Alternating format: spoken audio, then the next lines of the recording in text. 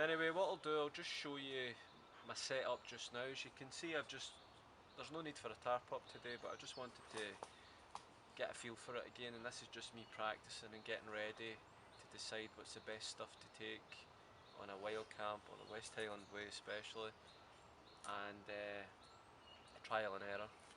So without further ado, I'll just take you to show you. Nothing's much changed for the last video, but there's one or two things and options I'm thinking about. But anyway, let's see what I've got. Okay folks, as you see on the ground here, I've got the blue ground sheet. Cheap and cheerful, £1 from Poundland. Basically I was putting that down in terms of I'd put my shoes, my trainers and any equipment I didn't want to get wet in the ground. That does the job. Also, the new thing I've got is the exped down mat. That's the pump cushion here for it. So all the twigs and that, I don't want the material getting ripped or anything like that. So it's always good to have something like that down as well. Speaking of the exped mat, it's right in my hammock. And there it's there. Apologies for any of the shaking. It's done by hand, like I say, my tripod's missing. So that's the exped mat here.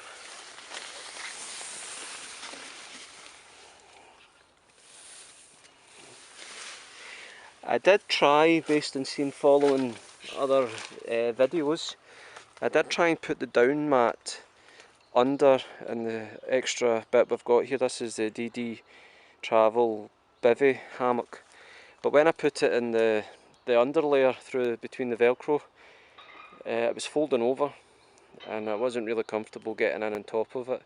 So what I've actually done, as I've seen in another video, is just put it in the same the compartment that I'd be lying in anyway, and it actually did work a bit better. It's not a perfect fit, it wasn't designed for the hammock, but it really does work, and I could feel the heat straight away being trapped in the beds, which is good, because as you can see down here, that is the new DD underquilt, under blanket. As you can see the way it's looking, I bought this a few months ago when DD Hammocks just brought it out, and as you know from what it is, it's like the under blanket for the sleeping bag, basically under the hammock to keep the warmth in, and it helps down to -5. I haven't opened it, which is probably kind of silly, as I should have, just to make sure everything was okay with it, but as you can see the way it is, the tag's still on it, it's perfectly packed. As you can tell, if it was me it would be in a lot, probably wouldn't get it back in. I was going to try that up today as well, but after experiencing what it's like with the exped down mat in there, I don't think I'm going to need the under blanket. Correct me if I'm wrong, if I raised a red flag there, but in terms of space in my rucksack and what I'm going to be needing for even just one overnight camp, never mind for the West Highland way, and carrying it all, I think the exped in May, considering the better weather's coming in now, the exped should be exceptional, as I think it helps you keep warm down to -12, so it should be fine under me in the hammock. So I don't think I'll need the under blanket just now. That'll be for another time to do a review on it or something, or experience it on its own. But I think for space and weight, I'll just take the bed. You can see the DD 3x3 metre tarp. Nothing special, again, just looking at it, the ridge line. I think I'll keep it the way it is. It's not attached underneath, I'll maybe change that. I remember people saying the paracord would be getting wet. So I put it under it, and the last strap, I see this one's off now. I put it on with the, see, this is a good reason why it's good to look at this, I forget the knots. But what I'm doing now is for myself to see what I need to do, what I need to get, and what I don't need to take, and what I do need to take. But anyway, like I says, it's just trial and error again. Practice now. You're better to be prepared before going away up the hills in the middle of the wilderness and end up find yourself in trouble. So I'm just going to go. There's Billy. Sorry Billy, he wasn't wanting to be on the camera. But I'm just going to basically chill out for a wee half hour, enjoy the efforts of putting all this up before heading back up the road. And tomorrow I'm a big 30. So in time now, it's the calm before the storm. Rightio guys, back at the same spot. I know I'm guilty of rambling on a wee bit, but this is an unscripted video. One thing I'm noticing trial and errors is I did try this thing about the knots. In the end I regretted it actually. You put the knots up so far and that way the tree hugger hook carabiner gets it where you want it. See, it is good in practice in a way, but I kind of feel now that it's restricted the spread of the hammock right here at the end. And even though it'll go like this with whoopee slings or whatever you're using when the weight goes in, but if I had to have the option of lying that out as it's designed as a bivvy, there's only so far I'm going to get it to spread before it hits the first knot. So it's definitely taking away the point of the bivvy for this for me. And once your body weight goes against the tree and those knots are tightening up, you're never getting them out. They're far too tight, you're never getting them out. So I did manage to get some out before giving up and realising it ain't going to happen. They're kind of all over the place, so I think I'll just get back to having the knots, because that's just the way it's going to be. The tarp, what I'm deciding to do, I'm going to get more paracord, is I'm going to actually put it through the loops, because like I say, it's only on the end loop tensioned onto the ridge line, and any weight, if you want to put any side, the tarp's going with it.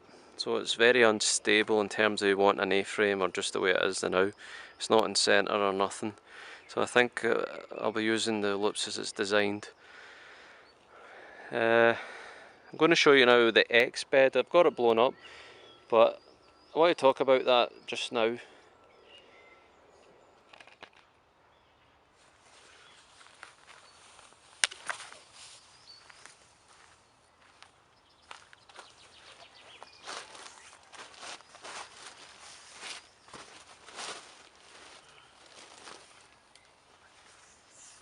No point a ground sheet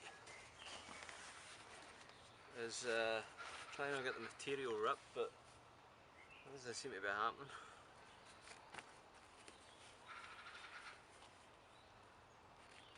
Do we get a dog walker?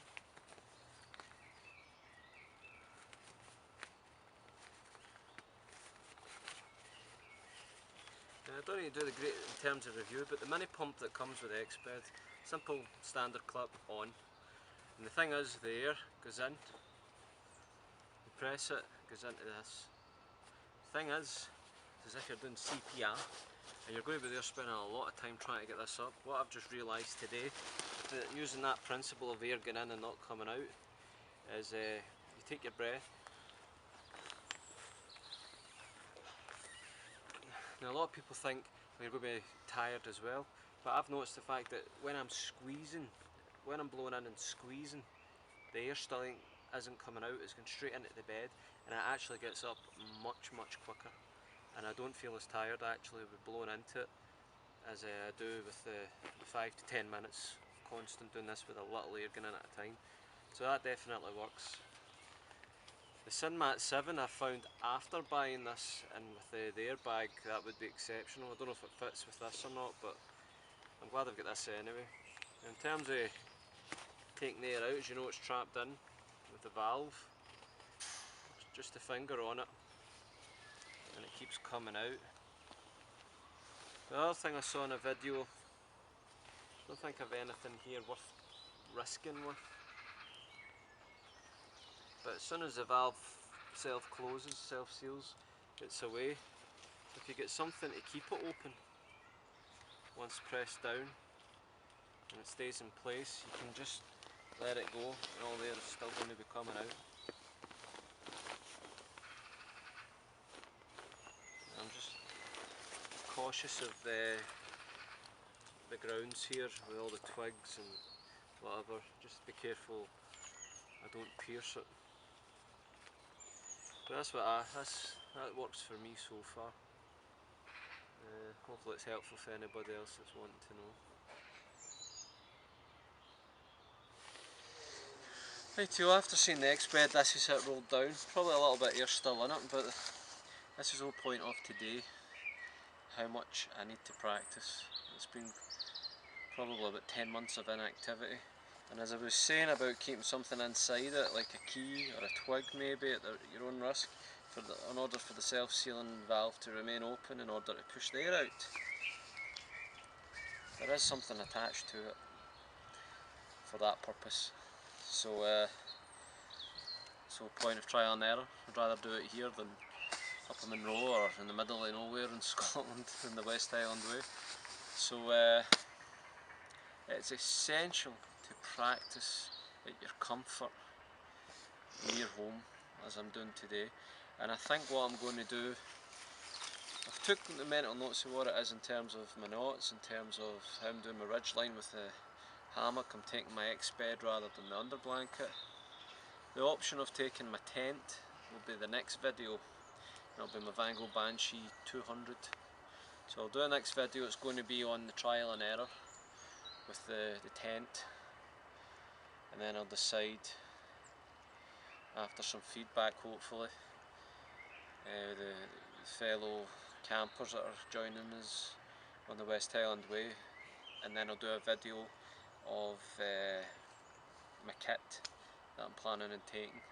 But now the next couple of videos you're going to be seeing coming soon are trial and error with the tarp and hammock, trial and error with the tent, and then kit gear